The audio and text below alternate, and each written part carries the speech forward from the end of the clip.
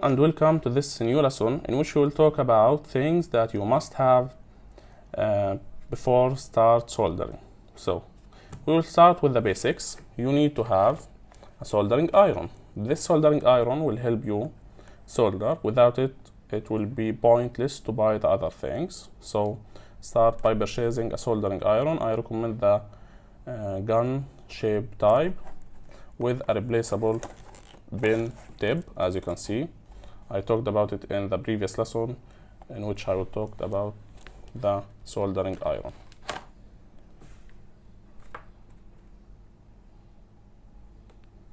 Now the other thing is the solder itself. As you can see, when you buy a solder, it comes with, as you can see, this is a pack of solder. I recommend choosing a solder that has a very thin head. As you can see, it's like, let's read the description here. It has 60/40. This is the percentage that I talked about in the solder lecture.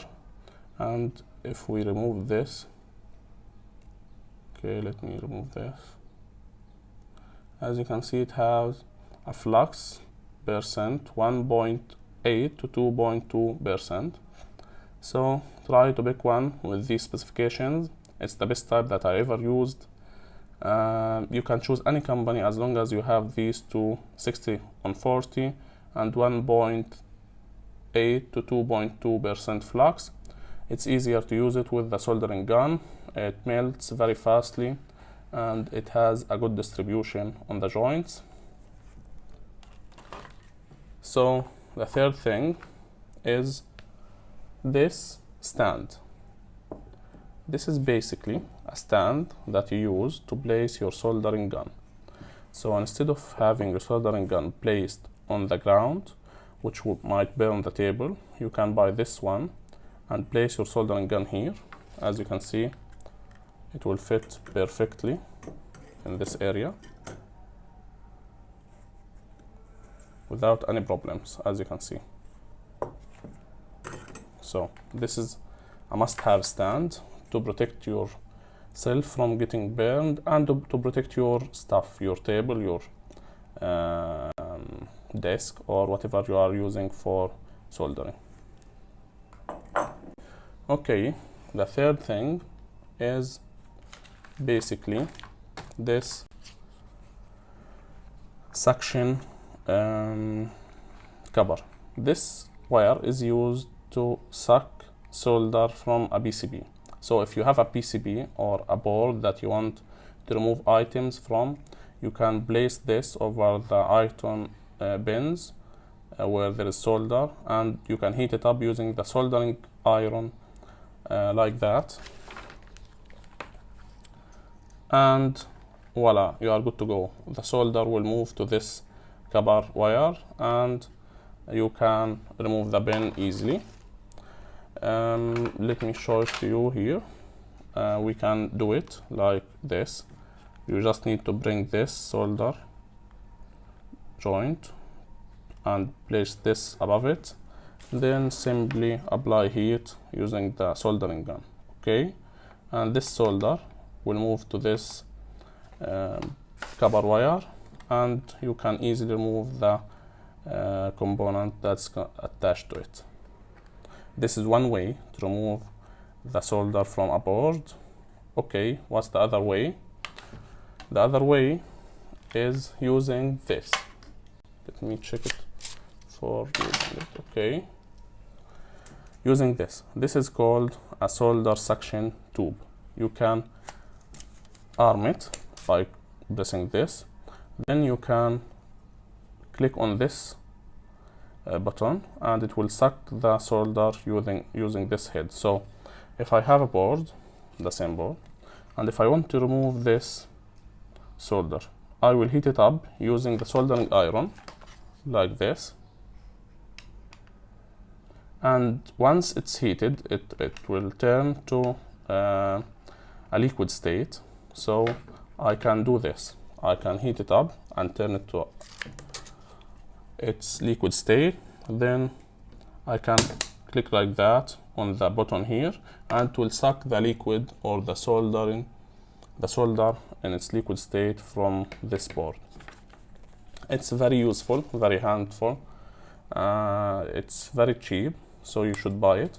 Just arm it again and remove, but you have to again put the soldering tip here to turn this solid solder to liquid solder. Okay, now the last thing is the flux. The flux is basically a material that you use to make soldering easier. So if you have a joint that's too old on a board that is dusty, you can put flux on it and heat it up above the solder. It will help turning the solder into its liquid state so that you can remove it. It's very easy to use. It's also used to clean the bin tip. You can bring this and put it here to clean the bin or the iron tip from dust and other stuff. So you should have it. It's very useful. It makes the soldering iron job way much easier. I recommend it very much. You can buy any type. It's very cheap and it looks like wax. Okay, these are all of the items. The last item would be getting a sponge or a piece of cloth to clean your soldering tip once you put it in flux, and it will make it really easy for you to clean it. Last but not least, this cutter, it's called zero cutter. It's used to cut the bins after soldering. So if you have, okay, let me show it to you. Okay, this is the cutter.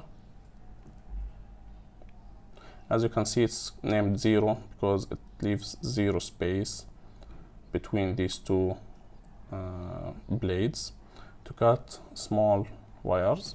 So if you soldered a bin and you want to remove the rest of it, let's say the resistor bin or any other bin, you just need to come here and cut it using this cutter. All of these are already removed using this cutter, so I don't know. Okay, I think that I can remove this. As you can see, it's removed and it's inside these two blades. You can see it. So you need to have this cutter also to get the job done. These are all of the items that you need to start soldering correctly. I really hope that you enjoyed this lesson. If you have any question, please ask in the Q&A board. I'm here to help you. This is Educational Engineering Team.